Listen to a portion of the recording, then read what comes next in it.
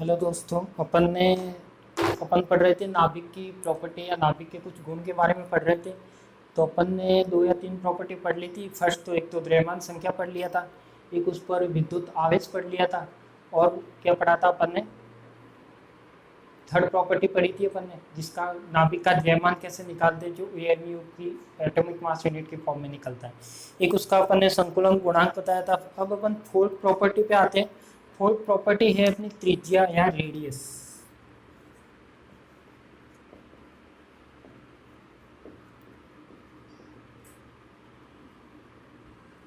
या फिर आप लिख सकते हो कि नाभिक का आकार,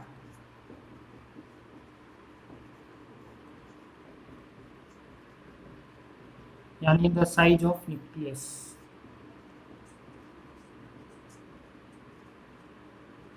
न्यूक्लियर तो कह सकते हैं कि नाभिक का आकार है, या फिर त्रिज्या की बात करें जिसको अपन किससे लिखते हैं, स्मॉल आर, या फिर लिखते हैं कैपिटल आर से। तो इसके बारे में बात करते हैं। तो सबसे पहले तो नाभिक की साइज का किसने पता लगाया, कैसे पता लगा कि नाभिक की साइज इतनी होती है, नाभिक की त्रिज्या इतनी होती है? तो सबसे पहले अपन ने पढ़ा था एक रदरफोर्ड एक्सपेरिमेंट। तो रदरफोर्ड ने क्या कहा था? रदरफोर्ड ने जो प्रयोग में किया था कि अपने पास कोई भी स्वर्ण की पन्नी रखी थी, स्वर्ण की पन्नी पर क्या करवाया था? अल्फा कण की टक्कर करवाई थी। ये स्वर्ण की पन्नी थी, यहाँ पे अल्फा कण की टक्कर करवाई थी। पर दोनों में क्या था? ये भी धनावेशित था, ये भी धनावेशित था। तो इन दोनों के बीच में कुछ पार्टिकल सीधे निकल रहे थे, कुछ पार्टिकल विक्षेपित हो रहे थे, और उसमें से एक आधा पार्टिकल ऐसा था जो 180 डिग्री पे वापस क्या हो रहा था? मुड़कर वापस आ रहा था। तो अपन बात करते हैं इसकी त्रिज्या की। तो त्रिज्या में बात करते हैं कि नाभिक का आकार कितना होता है। तो किसी भी नाभिक का आकार की बात करते हैं कि नाभिक का आकार कितना होगा, नाभिक की त्रिज्या कितनी होगी, तो वो देखते हैं। तो मान लिया कि अपने पास क्या था, ये तो एल्फा कण हो गया। यदि मैं डायग्राम बनाऊं यहाँ पे, तो ये तो क्या होगा अपना एल्फा कण 2He4। ये क्या है अपना स्वर्ण पन्नी।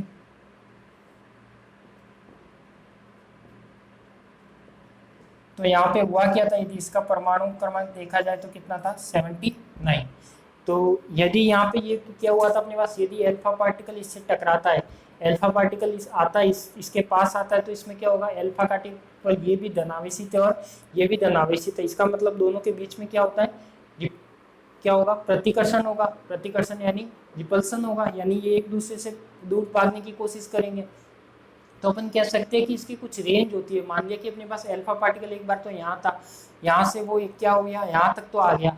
अब यहाँ तक आने के बाद क्या हुआ, उसमें कुछ पार्टिकल तो सीधे निकल रहे, पर एक आधा पार्टिकल ऐसा था जो एक पार्टिकल की बात कर रहे। तो जो वो एक पार्टिकल था वो क्या प्रोसेस होता है?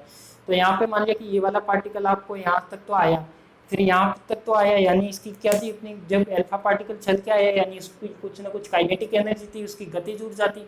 तो यही गतिज ऊर्जा यहाँ पर आकर किस में कन्वर्ट हो गई? इस गतिज ऊर्जा में। क्यों? क्योंकि यहाँ पे क्या है, जब अल्फा पार्टिकल प्लस है, ये भी प्लस है, जब इसका संपूर्ण द्रव्यमान किसी केंद्र में केंद्रित रहता है या नाभिक में केंद्रित रहता है, अपन ने पढ़ा है पहले कि परमाणु में या उसके नाभिक में क्या रहता है? द्रव्यमान केंद्रित रहता है।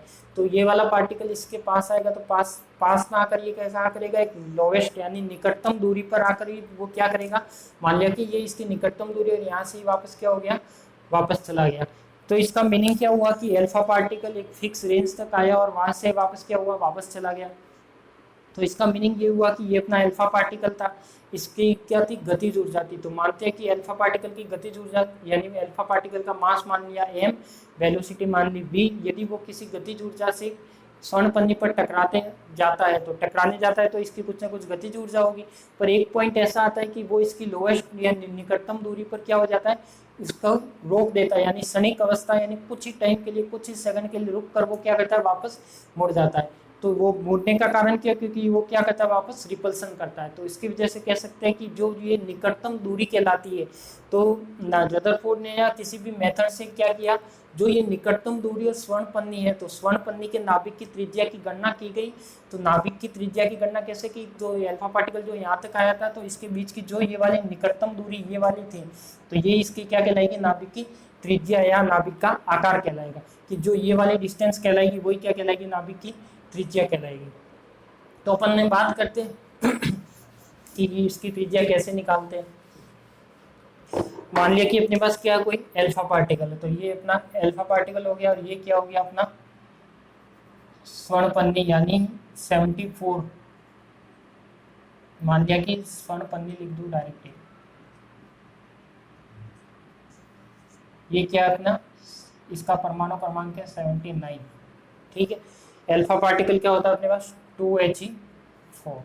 यदि मैं बात करता हूँ ये वाली डिस्टेंस है, तो यहाँ पे इन दोनों के बीच की जो डिस्टेंस है, तो वो निकटतम दूरी की बात करें तो निकटतम दूरी क्या हो जाएगी अपनी D0। मान लिया कि ये क्या अपना D0, यानी अल्फा पार्टिकल क्या होता है यहाँ तक तो आता है और यहाँ तक आने के बाद ही वो क्या हो जाए वापस घूम जाता है। तो इसके लिए मैंने डायग्राम बनाया, तो अल्फा पार्टिकल है, तो अल्फा पार्टिकल क्या होगा, अल्फा पार्टिकल का यदि मास देखे तो इसका द्रव्यमान तो कितना होगा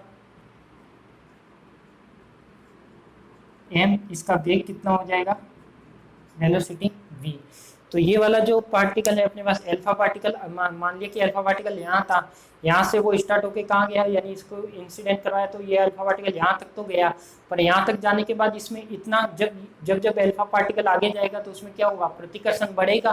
प्रतिकर्षण बढ़ने का मीनिंग है कि वो यहाँ तक तो आ गया, अब यहाँ पे प्रतिकर्षण क्या हो गया मैक्सिमम हो गया, यानी प्रतिकर्षण होगा वो और इसके पास नहीं जा सकता, क्योंकि दोनों में क्या हो रहा है रिपल्सन हो रहा है। रिपल्सन हो रहा है इसका मतलब ये पास नहीं जाएगा, मतलब ये यहीं से क्या होगा वापस घूम जाएगा, तो यहीं से घूमेगा तो ये इसकी क्या कहलाएगी मिनिमम डिस्टेंस। तो ये जो मिनिमम डिस्टेंस कहलाती है वही क्या कहलाती है अपनी निकटतम दूरी, या यही अपन यही दूरी निकालते हैं या ये दूरी ज्ञात करते हैं तो अपन कह सकते हैं कि वो एक क्या है नाभिक की त्रिज्या है। तो यही दूरी अपन ज्ञात करते हैं कि कैसे ज्ञात की इसने दूरी, तो अपन जानते हैं कि जब अल्फा पार्टिकल यहाँ पे जो अपने से चलकर आया उसकी गतिज ऊर्जा कितनी थी, तो अपन जानते हैं कि गतिज ऊर्जा कितनी होती है 1/2 mv²। तो अल्फा पार्टिकल की यदि गतिज ऊर्जा की बात करें, यानी अल्फा कण की गतिज ऊर्जा, तो वो कितनी होगी अपनी 1/2 mv²। अब अपन बात करते हैं कि स्वर्ण पन्नी से यहाँ तक आ गया, अब ये निकटतम पहुंच की दूरी कहलाती है क्लोजेस्ट, यानी minimum distance of closest approach, यानी इंग्लिश में बोले तो निकटतम, इंग्लिश में बोले तो वही minimum distance of closest approach, जिसे अपन क्या देते हैं न्यूक्लियर रेडियस। तो यही बात हो गई अपने पास, यदि वो निकालने की स्वर्ण पन्नी यानी जो 79 वाला नाभिक है उसका त्रिज्या कितनी है अपने पास, तो वो चीज़ निकालनी, तो सबसे पहले तो उसका फॉर्मूला निकालना पड़ेगा। तो अल्फा कण की गतिज ऊर्जा यानी निकटतम दूरी कौन सी कहलाती है, यदि इसको आप थ्योरी में डेफिनेशन के रूप में लिखना चाहो तो लिख सकते हो कि जब कोई पार्टिकल की या जब कोई कण की गतिज ऊर्जा पूर्णतः विद्युत स्थितिज ऊर्जा में बदल जाए, यानी कोई भी पार्टिकल अल्फा पार्टिकल की गतिज ऊर्जा थी वो पूर्णतः स्थितिज ऊर्जा में बदल जाए तो वो क्या कहलाएगी उसकी निकटतम दूरी कहलाएगी। तो अपन कह सकते हैं कि अल्फा कण की गतिज ऊर्जा कितनी 1/2 mv²। अब यदि अपन स्थितिज ऊर्जा की बात करें, स्थितिज ऊर्जा की बात करें तो कितनी होगी,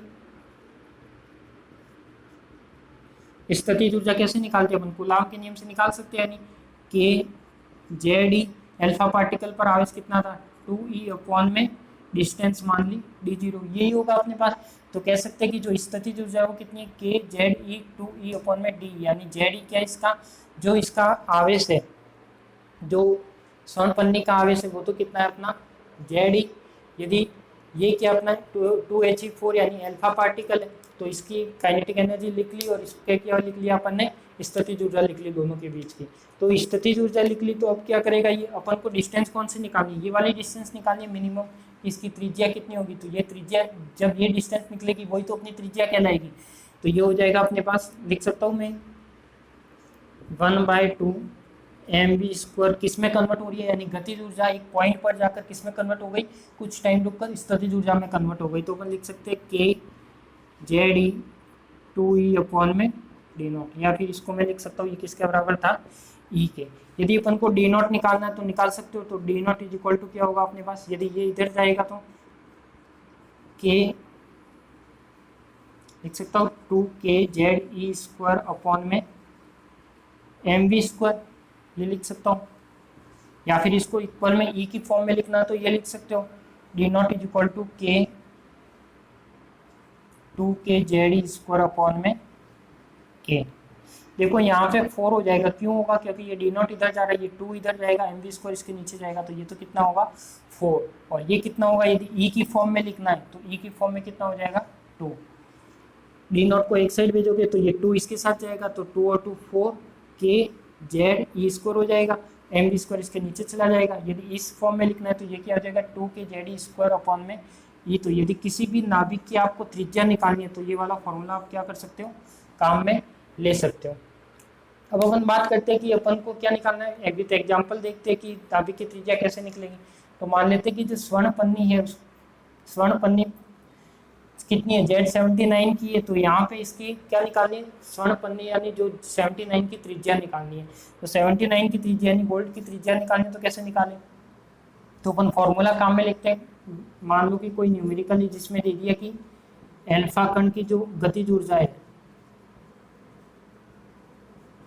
वो दे रखी है अपन को 8 MeV यानी 8 मेगा इलेक्ट्रॉन वोल्ट, यानी 8 × 10⁶ इलेक्ट्रॉन वोल्ट यानी 1.6 × 10⁻⁻19 कूलम। तो ये हो जाएगा अपना एल्फा कण की गतिज ऊर्जा 8 मेगा इलेक्ट्रॉन वोल्ट है। तो ये कितना हो जाएगा अपने पास, यदि आपको मिनिमम डिस्टेंस निकालनी है यानी D0 फॉर्मूला क्या आपके पास, क्या गतिज ऊर्जा दे रखी है, यानी मैं डायरेक्ट इसमें रख सकता हूँ 2kZe² में ये वाला फॉर्मूला है। तो ये क्या हो जाएगा अपने पास, 2k की वैल्यू 9 × 10⁹, 2 × 10⁹, Z कितना है अपने पास 79 और E कितना है 1.6 × 10⁻⁻19 का स्क्वायर। साथ में E कितना दे रखा है अपन को 8 मेगा इलेक्ट्रॉन वोल्ट, यानी 8 मेगा इलेक्ट्रॉन वोल्ट है तो 8 × 10⁶ × 1.6 × 10⁻⁻19, यानी जो इलेक्ट्रॉन वोल्ट है वो किस में हो गया 1.6, यानी 1 इलेक्ट्रॉन वोल्ट होता है वो हमेशा किस में रहता है 1.6 × 10⁻⁻19 कूलम में। तो ये हो जाएगा अपना। तो यदि आप इसको सॉल्व करते हो तो ये सॉल्व करोगे तो लगभग आएगा 2.84 × 10⁻⁻14 मीटर के समथिंग। तो इसको मैं लिख सकता हूँ, इस पॉइंट को क्या करोगे उस साइड करोगे, उस साइड करोगे तो वो हो जाएगा अपने पास